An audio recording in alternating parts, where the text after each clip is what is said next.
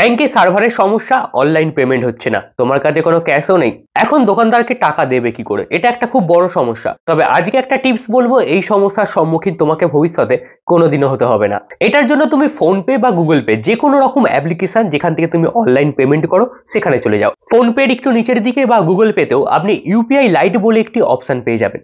তার মধ্যে গিয়ে আপনি কিছু পরিমাণ টাকা এখানে আগে থেকেই অ্যাড করে রাখতে পারবেন আপনার ইউপিআই পিন দিয়ে। সেটা 100, 200, 500, 1000 যা খুশি হতে পারে। এরপরে ধরুন আপনি ফিউচারে কোথাও পেমেন্ট করতে যাচ্ছেন, তখন এই ইউপিআই লাইট থেকে পেমেন্ট করুন। অর্থাৎ এখানে আগে থেকেই টাকা আপনি দিয়ে রাখলেন। নেক্সট যখন আপনি পেমেন্ট করতে যাবেন তখন আপনাকে নতুন করে আর পিন দিতে হবে না, বা ব্যাংকের সার্ভার ডাউন থাকলো বা ডাউন না থাকলো তাতে কোনো যায় আসে না। আপনি আগে থেকে যে টাকাটা সরিয়ে রেখেছিলেন সেখান থেকেই টাকা অটোমেটিক কেটে নেবে এবং আপনি কোনো রকম ঝামেলা ছাড়াই ইজি ভাবে পেমেন্ট করতে পারবেন।